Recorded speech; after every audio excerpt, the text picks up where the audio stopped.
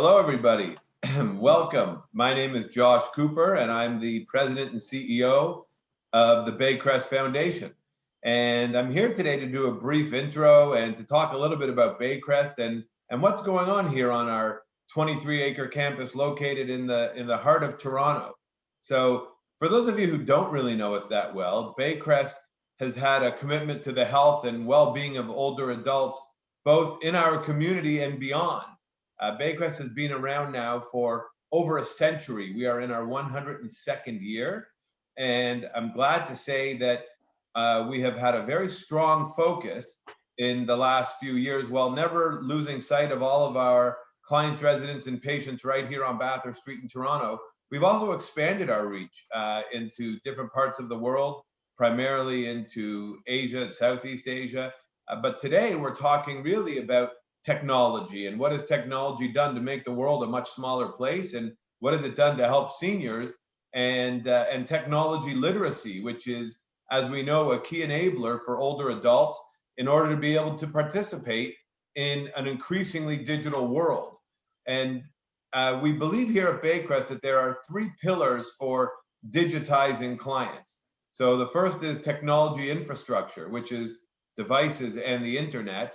Then there's technology literacy, which is knowing how to use technology.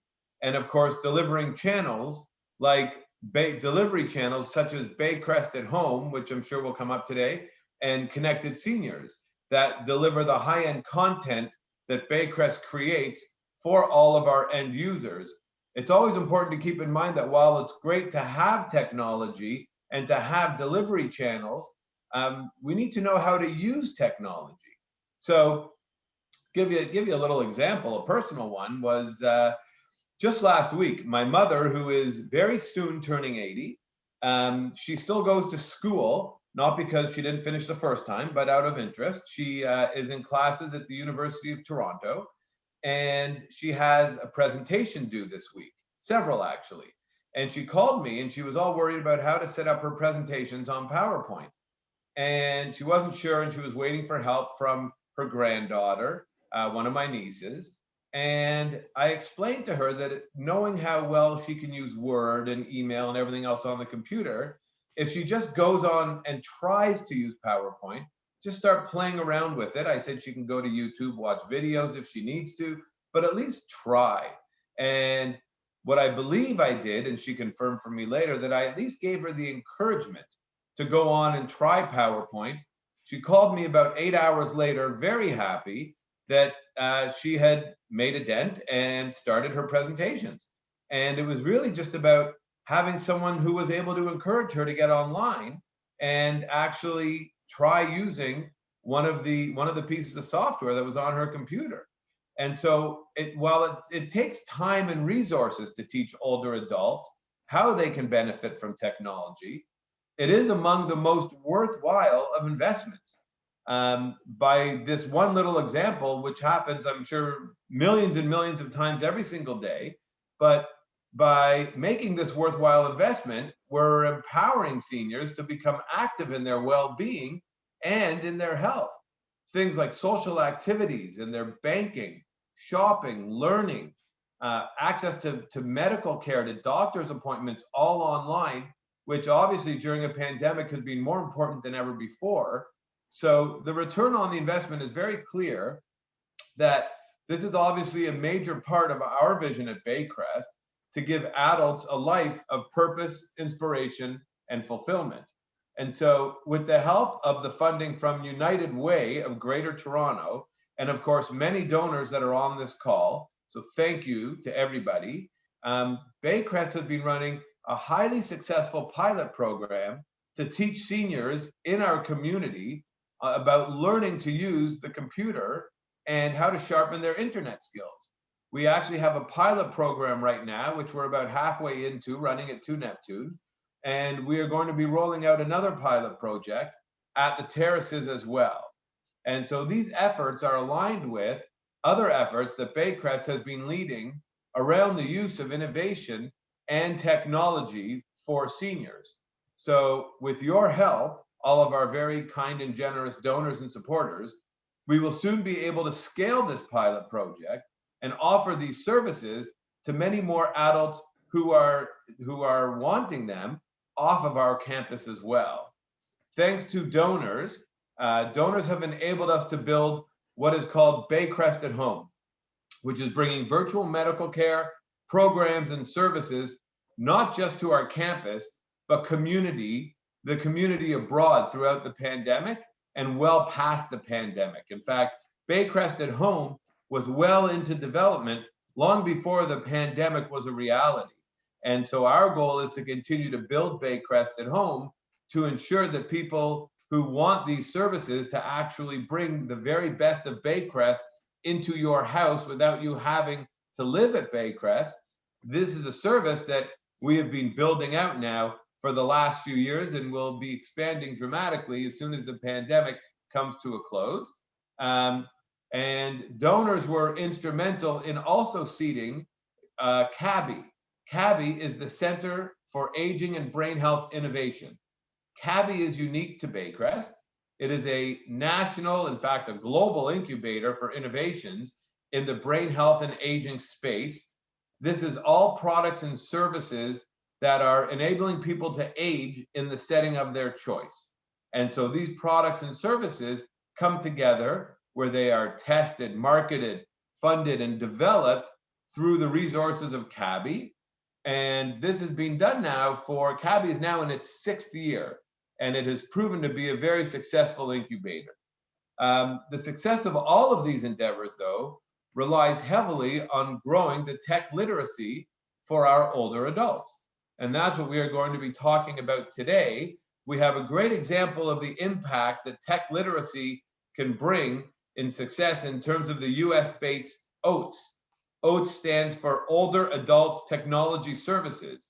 And this program has had a tremendous impact, and it is headed up by the executive director, Tom Kamber, who I am so glad to say is with us here today to talk about what's been happening at OATS and what his vision has been.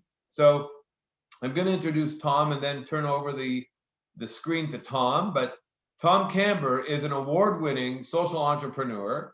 He's also an educator and an activist who has created many new initiatives in aging, technology, affordable housing, and the arts.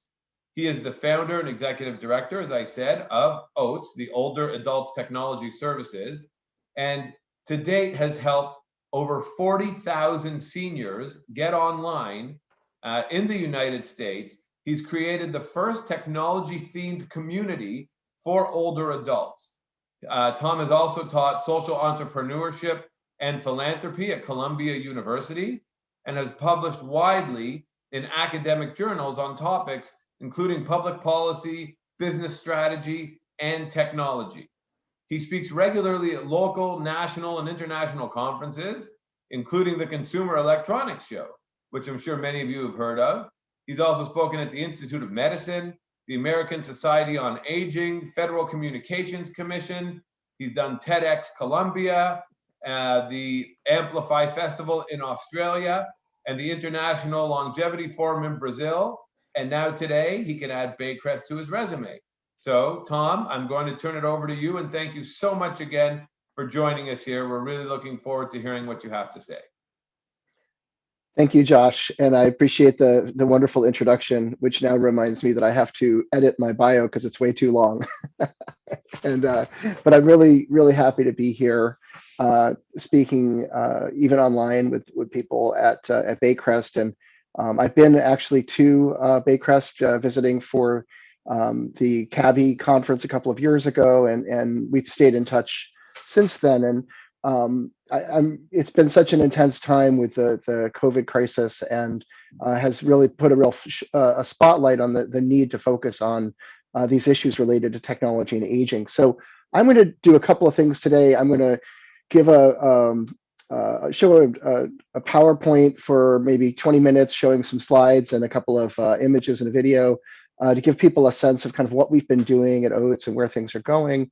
And then I also am going to leave plenty of time for a Q&A at the end. So please make sure that you take a moment and put up some questions in the Q&A for myself or Warsan, who is helping as my supporter on the Cabby and Baycrest side there. So she'll be jumping in and helping guide some of the Q&A as well. So as we go along with that. So without too much further ado, I'm going to share my screen and see if this works properly.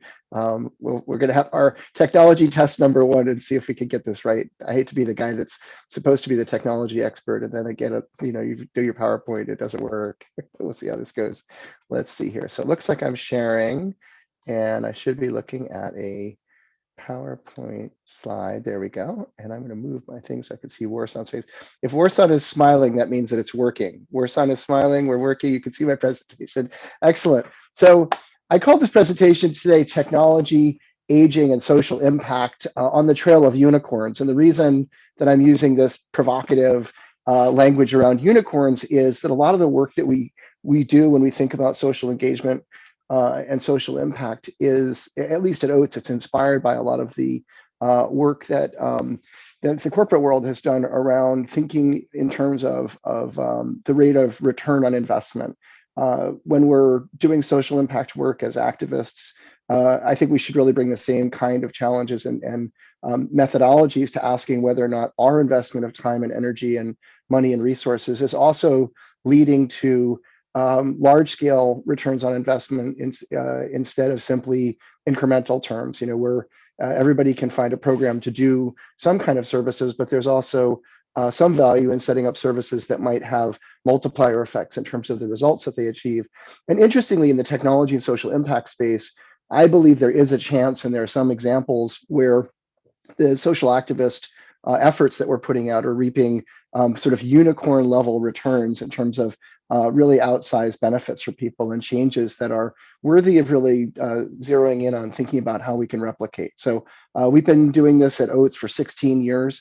I was the founding executive director here in New York City, and now we're a countrywide operation in the United States, and we certainly like to travel around talking to other environments and see if we can share and learn from each other. So a few slides here just to talk about the background and some framing ideas. First of all, I want to think a little bit about what I'm calling the optimist view on aging.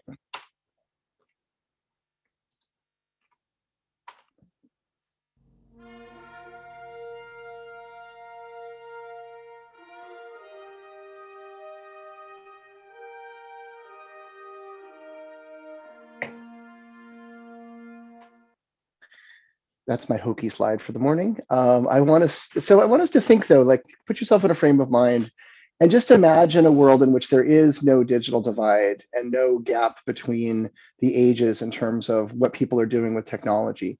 Imagine all the older adults out there are online, and that people are interacting seamlessly with their devices, so they're not struggling with Zoom or having to figure out how to deal with the booting up and viruses and things like that. And also imagine a world where technology is actually at the service of older people, where people at 70, 80, 90 years old are thrilled that they can use technology and it's really making a difference in their lives, because that visioning framework, I think, can help us understand a little bit of where we're going. I want to show a brief video just of some clips that we got from people that work with OATS. Our project, when we work at OATS with directly to consumers, directly to older adults, is framed in terms of a brand called Senior Planet. So if you go look for us online and you look for OATS, you'll find oats.org, which is our website. But if you're an older person looking for programming, you would go to seniorplanet.org, and we'll put those links up in the Q&A and chat for people. But people that were at Senior Planet last year have gone through a lot of the COVID crisis with us, and we've been training and working with people. And we asked them to record a few video clips, just talking about what technology means to them. And hopefully it's a way of helping us visualize a little bit where we're going with all this technology stuff. So, without further ado, I think of Senior Planet and all the things I've learned there and all the great people I've met. It's been a wonderful experience and keeps me young, keeps me active and involved. I realize that there are a lot of things to learn that I can do, and just because I've been content with those other things doesn't mean I can't expand my life even more. I know mental health, daily exercise, and socialization is important. This is the essence of aging with attitude. I am thankful to Senior Planet for giving me the skills to keep in touch with people via email and Zoom. Also, a knowledge of podcasts, Spotify, and YouTube has made my life less lonely during this time of COVID restrictions. Uh, After the first few weeks, I was at a loss to how to reinvest my time and what to do because I couldn't. We live in a mobile home park was closed, church was closed, this was closed, everything's closed. One thing is you guys trained me about how to use Zoom, so I have my own. I have my own Zoom account now. Everyone was saying, other in other regions, we're logging on and wondering if I was going to be there. I've been able to use the services of Senior Planet for exercise, technology, and socializing with the class members. I am blessed to have the resources, the help to lead an active life, and that certainly includes Senior Planet. I can't tell you how many times I've said during these COVID days, I so miss Senior Planet. So I just would like to end by saying, thank you, Senior Planet. Keep up the good work. The North Country loves and misses you. I certainly am so appreciative of having you in my very active life. So that just gives you a little bit of a snapshot of some of the. Let's see if I can Senior get past Planet this. Hold on a minute here. I got to pause all the this thing. things All I've right. learned there and all the All right, great hold on a people I've second. met. It's been There. All right. Got to get to my next slide. So it's just a sense of some of the voices of people that we've worked with over the past year. And I'm just reminded I was on a call earlier this week with somebody from the North Country. That last woman is in Plattsburgh, New York, which isn't too far from Montreal. So that gives us, that's our Canadian connection there. But it's also, she's been talking about how living in a rural area, which is really isolated, where they don't have a lot of services or physical contact with people, has been alleviated or overcome to some degree by participating in Senior Planet. This woman was telling a story last week of becoming friends with somebody in Texas who goes on hikes now. They were on a fitness class together, and it's a Zoom fitness class. And at Senior Planet, we leave the Zoom sessions open after the end of the program time, and people just kind of interact with each other in a kind of casual way. And she made friends with somebody from New York across to Texas, and they started sharing information and have now started sharing photographs of their hiking expeditions around their houses as a way of just kind of keeping in touch and connecting to the outdoors during the crisis. And it was just sort of an interesting example of just the kinds of connections that people are doing across space and geographies. So just a few slides about the history of OATS to give you a sense of how we started. 2004, we started working with older people here in New York City who were not online. And at that point, only about 25% of Americans over the age of 65 had ever used the internet, and fewer than 20% were online at home. And we started creating programs that were oriented around getting people online. And one of the things that we learned very early on was that if we design things with and for older people, we just sat down with them in a computer center or a community room and asked people what they wanted to learn and how long they were able to spend on it each week and what the topics and content should look like. We were able to create programs that were very customer oriented and that were pretty successful in terms of people replicating them and bringing in friends and family members to take more of the classes. And so we started teaching. One thing we learned was that mainstream devices were really important. We taught on just PCs and laptops.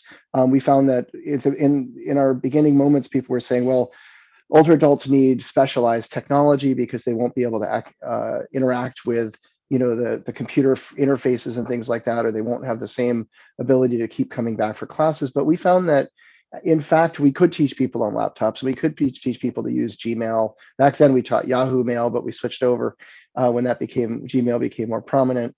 And that those mainstream devices and applications, if you go slowly and you create these sort of slower, more group-oriented classes, and you stretch out the learning period to instead of 2 or 3 classes, we actually teach over the course of 10 weeks for beginners.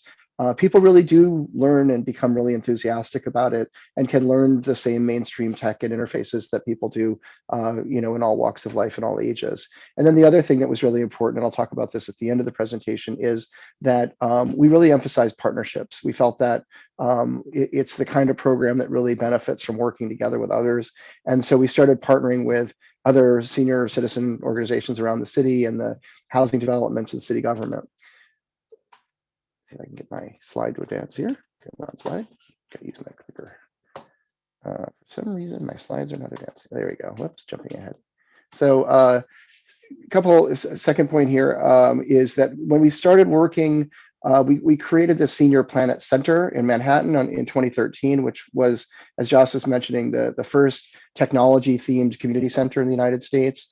And that site was designed with a kind of orientation around being design-centric and having something be really positive.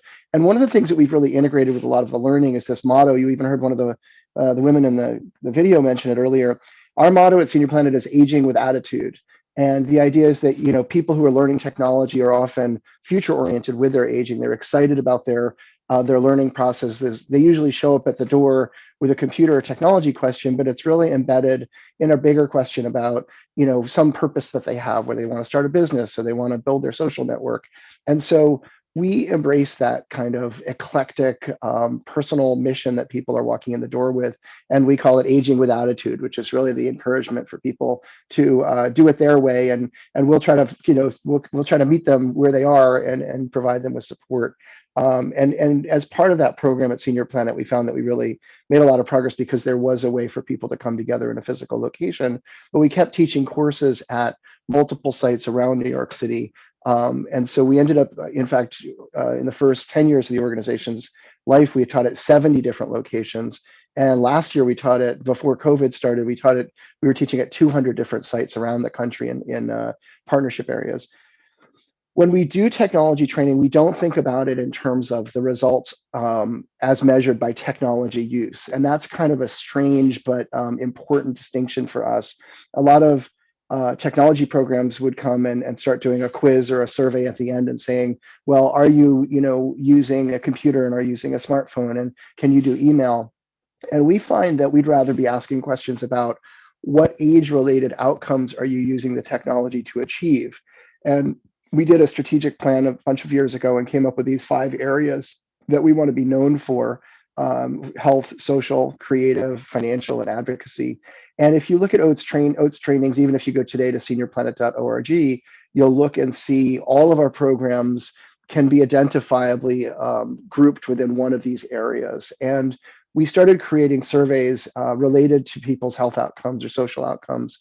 And all of the technology trainings then would zero in on, for example, building your social networks, or for example, in financial security, we have programs on how to do online banking or how to do household budgeting, which doesn't sound like a computer class or a technology class, but in fact, we're baking all of those technology themes and skills into a multi-week course that's helping people empower themselves in one of these outcome areas that we look at. Over time, as we've grown, this orientation toward being accountable for outcomes has really helped us work with some of the larger corporate sponsors around the United States. And we've had some pretty good success in getting engagement from some of these larger companies. I'll give you just an example. Capital One, which is a bank in the United States, is experiencing a lot of a shift where they're trying to get their consumers to do online banking for both efficiency purposes, but also in terms of customer service. They can provide a lot more up-to-date information for people that are online. But they found that their older customers are having a hard time using the online banking tools. And so they reached out to OATS and said, you're experts in helping people do, financial management online and things like that. Can you help us design instructional videos that we can put on our site that would help people become more digitally empowered? And we asked, and they agreed that those videos would be available to anybody using the internet, not just Capital One customers.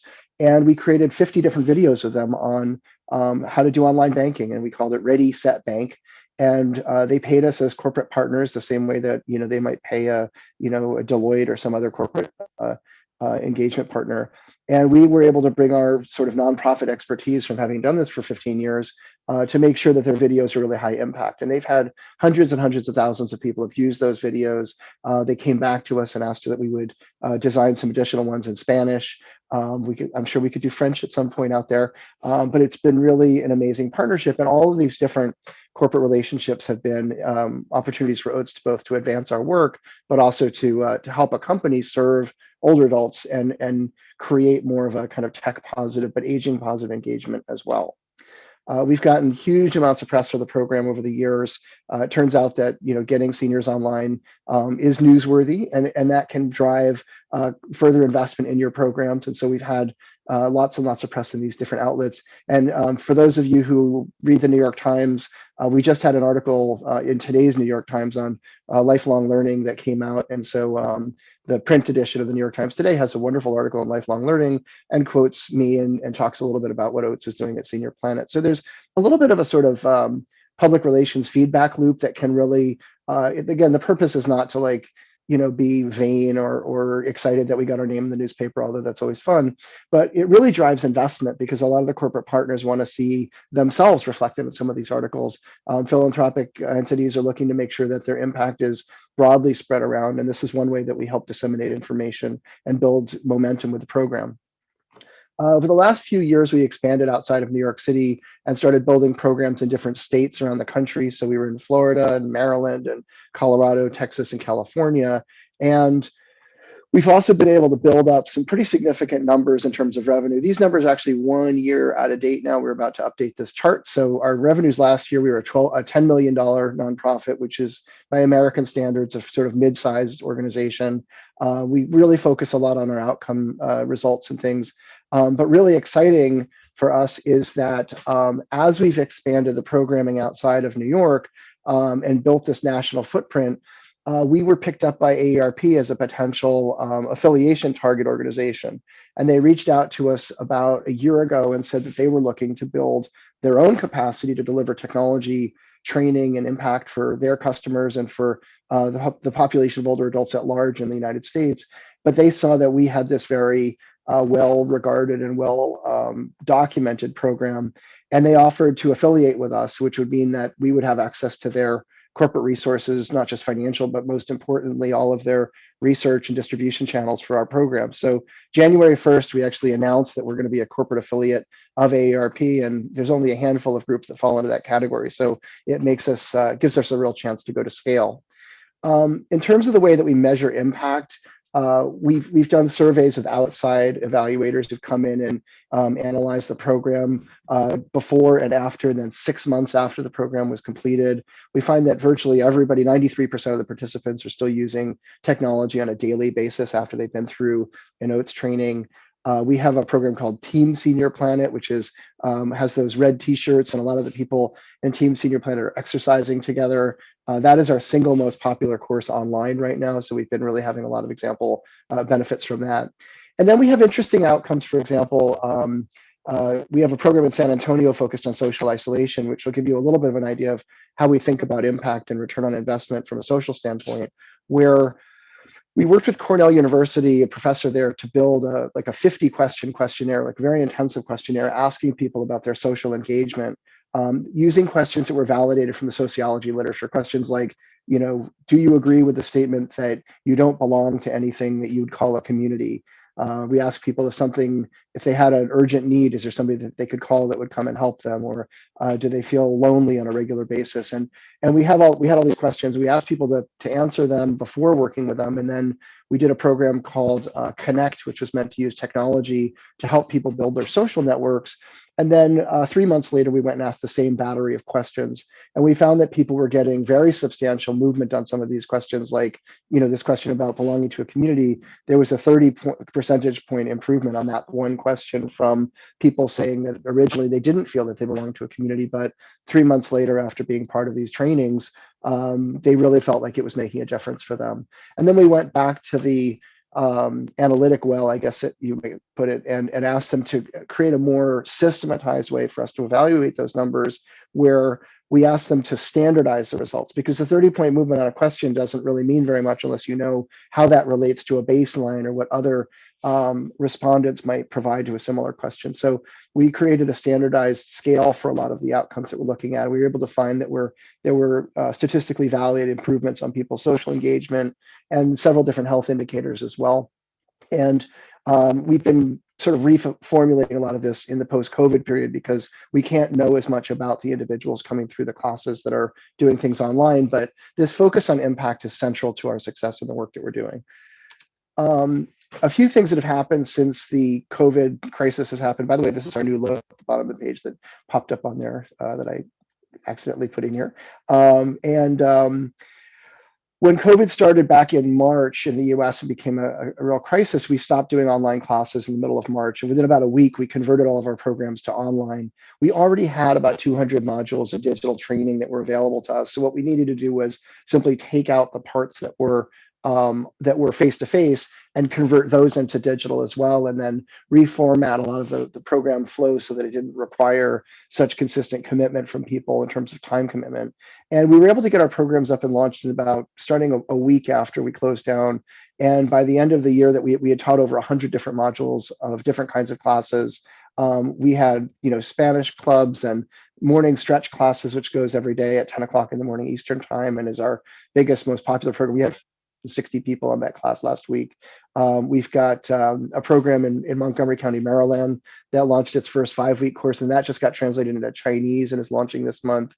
And we've worked with a lot of different topics around navigating the internet and spotting scams and things like that. So there's this kind of growing digital community of people taking Zoom classes right now. And when we ask people what kinds of impact it's had for them, interestingly, people came back with a lot of different kinds of responses, but we did a little like a word map of the weighting of the different answers. And of course, the number one topic was, they really benefited from being able to do Zoom, but Zoom really unpacks in terms of what people are using it for. So you can see on here the focus on friends and family and connecting. The exercise classes online are super popular, and yoga is a growing backdrop to that as well. And one area that's popped up a lot anecdotally and came back in the survey was religious services and church services and synagogue programs and things. A lot of people felt in many cases, felt the pandemic very intensely in terms of their worship experience. And so being able to go online and participate in digital worship for many people was an absolute, benefit and a critical life enhancer for them.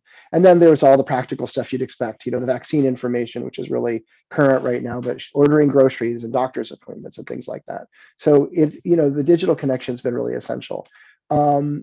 Last year, we delivered 2,500 different programs. The Connected NYCHA project, I want to mention just briefly, the housing department in New York called us and asked if we could help them distribute 10,000 free tablets to people with connectivity so that older adults in really vulnerable communities could get online. And we created an online training for them so that people going online could get free courses and also, of course, be prepared for the delivery of this T-Mobile enhanced digital tablet that would enable them to take Senior Planet classes and do whatever they wanted on the internet. We've taught over 630 hours of training for the people in that program. We set up a call center so they can just call in with questions. And then we extended the call center around the country so people call from wherever they want and try to stump us with whatever technology question they may have at that particular moment. And then we've worked with a very large number of community-based organizations to help them reformulate and retool their programming so that it can reach people and kind of maximize their impact and benefit from making that digital transition as well. We were already sort of well prepared to do this because a lot of the work we were doing was going in that direction, but many of our community partners have been traditionally neighborhood groups that provide case management, meals, and things like that, but they have amazing local expertise and knowledge and trust from people and perform a really critical role if they can kind of leverage that digital channel and get comfortable using it. So we've been doing a whole bunch of capacity building trainings for local partners, and those have been really well received. The last thing I want to talk about is this initiative. Somebody mentioned in the Q&A, I've been sort of keeping an eye on it while I'm talking. And so Warsaw, I'm going to take this first question. Somebody asked a little bit about digital connectivity and the problem with people not being able to get internet from home. And so we were able to reach out to a health company in the United States called Humana, which is an insurance company, and convince them to do a $3 million grant to create a national campaign to get older adults online. We're calling it Aging Connected. And our target is to get over 1 million seniors to adopt the internet by the end of 2022.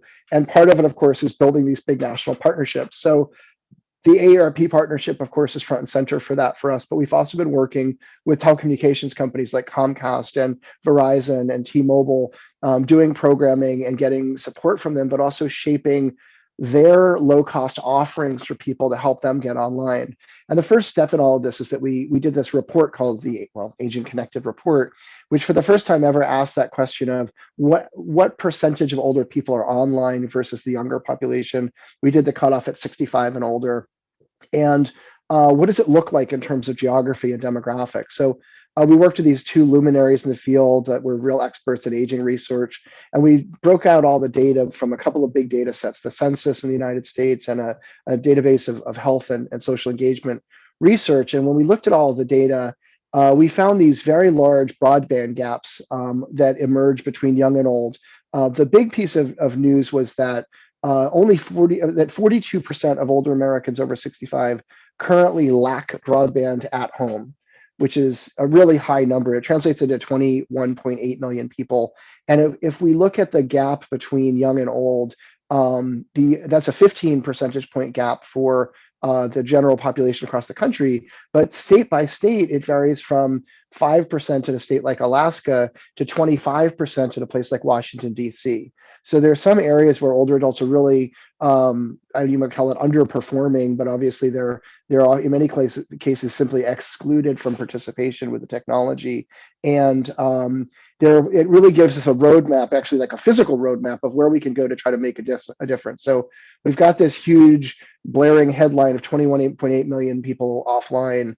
Remember, in the United States, 80% of the deaths from COVID were the same population of 65 plus. So you're talking about 80% of the people who died from COVID are 65 plus, and of them, roughly 40% could not go online to share information, to connect with loved ones, to get help, and they had to go it alone from their own homes, and they were suffering on top of course, what they had to go through. The digital impact was, made it worse. We found some really interesting demographic and really important demographic factors that we're also using to try to focus on this as a public health crisis. People that have functional impairments, people that are on Medicaid, people with mental health challenges they're between 1.6 and 2.7 times more likely to be offline. And then we found that low educational attainment, lower incomes, very high rates of people offline, including in addition to people that are Black and Latino or that live in rural areas. So this is an opportunity for us to bring together not just people that are interested in aging and interested in technology issues, but really people that are interested in social justice. And it's one of the levers that we could pull in our country, and we're imagining elsewhere, to help rectify a lot of the sort of disparities and equity challenges that we face. Simply by getting people online, there's a sort of reversal of a lot of vulnerability challenges and inequities that people are concerned about.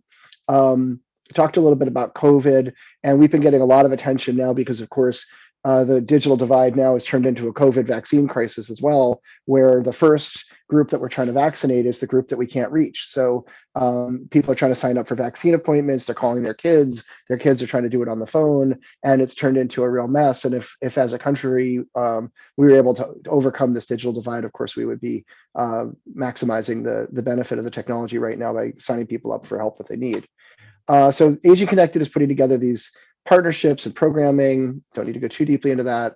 And then going forward, what we're doing is zeroing in on a few different things. One is helping older people understand the value of the broadband opportunity that's there. We found that 1/3 of the people who are offline are actually above the income threshold that would be qualifying them for a subsidized internet connection if they were even in an area where they were available. And that means that about 1/3 of people are sort of choosing not to go online. I know that's a kind of a loaded term because one person's financial middle class financial status may not feel that way to them, but they are people that primarily are facing technology through the lens of aging or a sense of suspicion about the value proposition. So helping people understand why you should go online, how going online might save you money or improve your life, and then helping people with the transition is a really critical outcome that we need to focus on. Secondly, opportunities for low-cost internet for older adults are absolutely essential right now. We're advocating in the United States that they expand low-cost internet to all seniors who are not online if they can, and certainly low and moderate income seniors within the next 12 months as a kind of a subsidy program. The United States actually has a thing called the Emergency Broadband Benefit that was just passed by Congress. So it's our first ever subsidy that will be available to help older adults get online. I mentioned the social equity and inclusion channel, which is really important as a way of building partnerships. But then finally, we need to build systems where people, when they do go online, are able to have something to do there. The digital world shouldn't be a world just of younger people where it's all, TikTok and different videos about, people's makeup routines or whatever. It's really a place that needs to be a lively and a vibrant environment where older people see themselves in those communities, which is one of the reasons that I think that the work that Baycrest is doing around building kind of a digital environment for older people to connect is actually a really important innovation in Canada that might parallel what we've been doing at Senior Planet by creating a place where people can really see themselves and experience a community where older people are thriving online. So that's my optimistic view. It's a little pessimistic because we're not there yet, and it's frustrating to have been working on this stuff for 16 years and still have a ways to go. But the long view is that as we move forward and start to solve some of these problems, and I think we are making progress, you can imagine the digital divide becoming something that is, frankly, turning from a negative barrier for older people into a positive asset where they're finding technologies helping people overcome a lot of the distance challenges and the isolation and the physical needs that people have. And it becomes a real asset that helps us all age better. The mid game here, of course, is that we have to build partnerships with bigger institutions. We have a concept at OATS called catalyst partnerships, which is really important, where we're really a tiny organization when you think about it. We're 80 people. And from a national standpoint, in the United States, that's not very large, but we're able to partner with organizations like Comcast, which has 2,500 staff, or with ARP that has 2,500 staff, or with Comcast, which is the largest telecommunications provider in the country. And by partnering with these larger institutions and bringing this kind of mission-oriented expertise and point of view to the table, we're able to get those kinds of outcomes to happen at scale. So the mid game right now is all about picking and choosing and maturing partnerships with organizations that can take our mission and kind of trusted expertise focus that we have and bring it into an environment where it can reach a lot more people and be more sustainable from a financial and an impact point of view. And then the getting going part of it is simply looking at assets that people currently have. I've always been really amazed at the level of knowledge and specialized expertise that a lot of our community partners have. Some of these organizations might have 3 staff people working in a neighborhood in anywhere in the country. Many of them are working with immigrant populations that don't necessarily speak English or have as many resources, but the level of trust and human contact and awareness of people's needs is absolutely unique and critical. And so starting where people are with their kind of community asset mapping, and then starting with any kind of technology opportunity to give people a way to digitize and connect through a digital channel, even if it's over the telephone, is moving in the direction of closing the digital divide and building some of these frameworks that eventually lead to a lot of the kinds of work that I've been talking about here. So I'm going to stop here because I know there are questions popping up in the chat, and I'm going to stop sharing my screen so that I can see what's going on. There. All right, I have stopped sharing. Warson, can you hear me? I can hear you. I can hear you. Would you like me to ask some of the questions out loud? Yes, go ahead. Throw me a question. Okay, excellent. So this one's from Adrian Vecchio. He would first like to thank you for all your great work, but he would also like to, and you touched on this a little bit, but he would like to see or kind of learn more about what has been done in the space with respect to multilingual support. And providing accessible options for individuals with specific needs on their different, needs and yes, special needs. With respect to decreasing the digital divide, increasing access to those for whom English is not their first language and who have special needs is an imperative that I see for true inclusion. Thank you. Absolutely. Thank you, Adrian, for that. I'm going to treat that as a 2-part question because there's really, we come at that set of challenges in 2 different ways. The language part of the work, which really zeroes in on just people for whom English is not their first language, has been baked into our program since the very beginning. I speak Spanish, and so have been doing training in Spanish since 2005. And we just did a live media interview in Spanish the other day. They made me go on camera, which was not good, but I was able to handle it. But the point there is that, we don't think of multilingual capacity as any kind of a special need, particularly. It's simply just knowing our demographics the same way that we'll have a program that we know is needed in a community like the Bronx or a lower income area, and we'll go out of our way to bring the program into that neighborhood and find a partnership. And if people speak Spanish, we translate the curriculum into Spanish. If they speak Chinese, we do Chinese. So we have programs in 5 different languages right now. We've got English and Spanish, Russian, Chinese, and Bengali. Primarily that reflects an organization that's got deep roots in New York City, but we're being challenged to do other languages as we grow into other environments. And I will say that when you translate into another language, it is not easy. Not only do you have to translate the material and get it vetted and reviewed by people, which does take, in many cases, it can be hundreds of hours for one of our larger curricula, but you also then have to reformat everything so that the arrows and the pictures point to the right places. And we spent a lot of time on that. I was doing a meeting literally yesterday talking over our Chinese curriculum, and we invest a lot of resources. And then, of course, once you build it in another language, when the Hebrew and Yiddish, I'm on it. By the way, I was in Israel presenting a couple of years ago. We were doing a panel, and we were talking about aging with attitude. And I was listening to the Hebrew translation, and she said something, and then she said chutzpah. And I stopped her and I said, "Did you just say aging with attitude?" And she said yes, because in Hebrew, aging with attitude translates as aging with chutzpah, which I thought was kind of the funniest thing that I had heard all year. Made me very proud.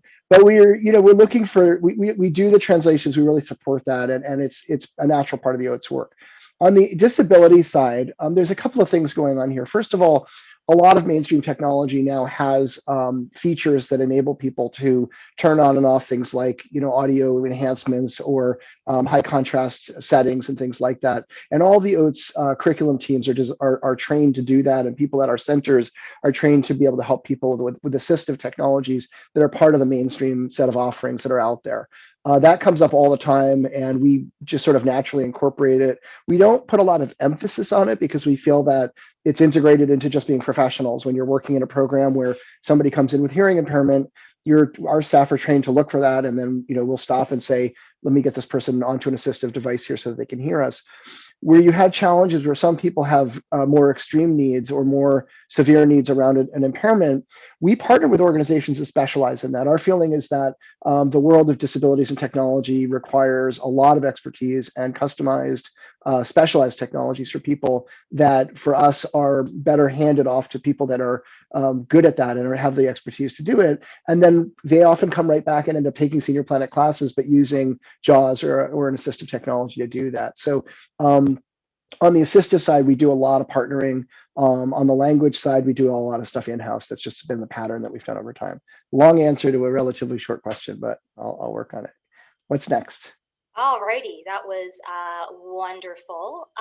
So this one is actually specifically about the devices in and of themselves. So what do you think of the newer Apple Watch for seniors who use a health device and the usual uses of a computer on your wrists? Older adults have more problems with vision and or hearing, which might make this device harder to use than a typical iPhone. So this one is specifically about the Apple Watch, but if there's any specific devices that you found to be quite helpful that you would like to share with everyone here today, please do. Great. Great question, Colleen. I agree with you. I personally think the Apple Watch is a little small for the average person's aging eyes, but again, it really depends. I'm often really careful when I'm working with individuals just to sit down and say, begin with, what do you currently use? What preferences do you have in terms of what you're trying to adopt? And some people will say, like, I have no eye problems at all. I've got 20/20 vision. And no one who's 75 years old and has perfect vision wants to be categorized as a person with vision impairment. So I always make sure that on an individual basis, we're teasing that out. But as a general category of picking devices, we have found that larger screens work better for older people. Just a little bit easier to manage in terms of the physical interface and visual opportunities to see things and to change resolutions and things like that. We love Apple devices in general if people can afford them because they're comparatively intuitive and the screen resolutions are good and the apps tend to work pretty well. And we also think that, any kind of a large screen Android device that's working well, like 11 inches and above on the tablet size, and a PC can be a good tool for people that want the PC format and are particularly that are using it for work, professional, applications and things like that. And then also we've had a lot of good luck with people that are on limited incomes using Chromebooks, which is a kind of cloud-based Google themed laptop device, but it doesn't have a lot of software on the device itself. So, you can really pick and choose from whatever mainstream devices are working for people. But I think some of the really small wearables, unless they're using them with the audio feed as a way of, if they're really good with Siri, then it can be fine. And some people are really excited about it. Why not try it? But there's a lot on an iPhone, on an Apple Watch. It's hard to see if you're squinting at it. Very true. All right, thank you so much, and thank you, Colleen. So this next question is from Jen. I'm gonna mess up your last name. I'm so sorry. Jen Recknagel. Let's call her Jen. Yeah, let's call her Jen. Sounds good. And so she would be interested to hear more about what skills you used in your impact evaluation. Great. So when you say scales, I'll tell you how we think about it very briefly. We started with the assumption that we wanted validated questions from the sociological literature or places that had been published. So we started with with that sort of directive to our academic colleagues that went look for the information. They then assembled all the questions, and we read through them and asked whether we felt that those questions would advance the kinds of impact that we were looking for. So there was a kind of like a research team dynamic where some of the questions got rejected because they might have measured something, but we weren't sure that what we were teaching was going to have that outcome. Then we taught the classes and looked at the results we used most of the questions use what they call a Likert scale, which is that you've all seen it with like the 5 different ordinal elements where it's like strongly disagree, moderately disagree, agree, strongly agree, etc. And we used most of those questions use Likert scales, which are, by the way, founded by Rensis Likert, the famous industrial psychologist from back in the 60s.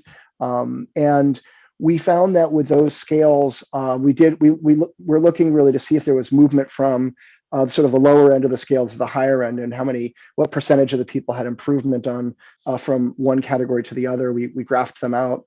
And then we worked with a statistician from Rutgers University to do what they call factor analysis on the results for the social engagement scales. And we were able to find standardized, create sort of subscales for certain elements of social engagement. The community engagement part of it was one where people were actually finding, had a series of questions that were not collinear, but had measured different levels of engagement with things like community activities and community events that got you out of the house. So that was one of the verticals in there. Definitely the friends and family interaction around the social engagement part for simply communication and interaction was another scale that popped up in the subscale, and all of those were standardized, and we were able to find statistically valid improvements on them. Interestingly, by the way, you saw the 5 impact areas in there. We've been wrestling with a couple of those categories because it turns out that creative engagement, creative expression is hard to measure with the statistical literature that's out there. So that we have a scale, it's kind of not really working all that well. We're trying to figure out what to do with it. So not all elements of our interactions with people are really coming out with the impact measurement that we're looking for. But we're just trying to be honest and disciplined about kind of going step by step and seeing what we can measure. Okay, lovely. Thank you so much. And this one is from an anonymous attendee that is asking, has Senior Planet started helping older adults or teaching older adults how to produce content? So instead of just absorbing it, if they want to do YouTube channels, blogs, even TikToks, which would be lovely. Yeah. Of course, after I just said nobody wants to do TikTok, right? Yes. We actually do teach some of this stuff. We tend to do a lot of kind of experimental program design. One thing that's really important about OATS is we really are innovators, and we really think in terms of iteration and prototyping. So we do a lot of programs that don't work. We do a lot of programs that fail. We'll try stuff and nobody will show up or people won't like it. And that's okay. Like if you're not failing, then you're not innovative. And our staff have been told, like, we're going to try stuff every calendar quarter. We try something new, and probably a quarter of it to a third of it really takes off, and the other stuff we mothball it eventually. So in this case, we've been teaching people to do, we have, over the years, we've taught all of these YouTube, blogs. I don't think we've taught TikTok, but we have taught podcasting, and we've done workshops on them. They're smaller scale. So you'll often have like 6 people or 8 people in a program. But of course, when you have 8 people in a program that then start doing YouTube channels or doing blogs, the impact for those individuals is spectacular. And they then demonstrate for a lot of other people what they're doing. And so we've done quite a bit of work lately helping people do their own kind of capacity for putting stuff online. And it's definitely increasing. Okay, awesome. And I love how you said if you're not feeling, if you're not feeling, then you're not innovating. That's huge for us at Bio. We really believe in that. So one question that I'd really like to bring up real quick Sure. from Scott Stevenson. He asks, is there commercially available software that other senior centers can use to connect our computer trainers with the seniors' computers at home to kind of help them take over the computer and help the seniors with their configuration? There is, and I'm gonna, if I was to say what the software is off the top of my head, it's probably outdated. But there used to be a software that we did use, and it's actually been, there's sort of generations of this stuff emerging where you can actually take somebody's computer over remotely. It does have to be installed on both machines, so you have to have somebody be on the participant side to install the software so that you can port in and take over their screen and share with them. But that's a common practice that we have used as well at OATS over time. If people are looking for stuff like that, if there's like a single question like that and you're trying to figure out what to use, send an email over to Warson or even to info@oats.org, and I could just ship that to somebody on my team who can send you a one-line answer for something simple like that. Okay, lovely. Now I am going to, this is my question, and it's going to be the final kind of wrap up question for today, now that we are all good. I would love to know what advice you have for people who want to build out a national digital strategy for Canada. I know that we've got a few that exist already, but clearly OATS is very, very successful. So what advice do you have for people, especially like Baycrest, who are looking to one day pilot and develop and deliver a national digital literacy program? What advice would you have for us? I think a few big things pop to mind. First of all, I think having a point of view on aging is really important. I wouldn't make it about technology. I personally think that the sort of digital inclusion framework isn't big enough or motivating enough in a long-term way to get a lot of people to stand behind it consistently enough to build something national over time. It's important, but I think everybody agrees that we're all getting older and we don't want to create a society where old people are excluded and can't participate in the benefits that the rest of the younger population are doing. And so having a kind of social justice point of view, I think is a really critical framework for growing to national scale. A couple of other critical things. Being able to last more than 3 years matters because you're going to have a lot of setbacks. You know, a lot of things at OATS didn't work. A lot of partnerships went really great for 2 years, but they didn't turn into the national thing we wanted them to be. And so that ability to kind of continue lighting matches every year, you know, and still being in the game really matters. So allocating resources for the long view is really essential. And I think that's a critical piece. And then the last part that I think is essential is having a kind of hybrid. You need a ground game. It can't be all digital and it can't be like somebody's app that we tell everybody to go to. There has to be face-to-face, ground-based, inside of people's centers and homes and community environments and libraries. You got to be there with people and then blend that together with the digital channel. I think those elements are essential to growth. Awesome. All right. Well, that sums everything up. Thank you so much, Tom. It was a wonderful presentation. Thank you so much. That concludes our Innovation Rounds webinar. We hope you enjoyed it. And thank you to the Government of Canada COVID-19 Emergency Community Support Fund and the United Way Greater Toronto for your support for our T program, which is our pilot tech enablement for older adults program that we're hosting right here at Baycrest. And this event was a collaboration between CABI and the Baycrest Innovation Office. Bio is the first point of contact for all things innovation at Baycrest. And one of the ways that we're innovating is through T. And please note, a recording of this presentation will be sent to registrants along with a feedback and engagement form for those who would like to be part of this national digital literacy program that we are looking forward to one day launching. So please, please, please fill out the form. It will be sent to you shortly after this. Thank you so much, everybody, for attending, and have a wonderful day. And thank you again, Tom. Thank you. Thank you, Arsana. It was great. Okay, all righty. Okay, so I'm just going to end the webinar now. Great. Okay, bye-bye.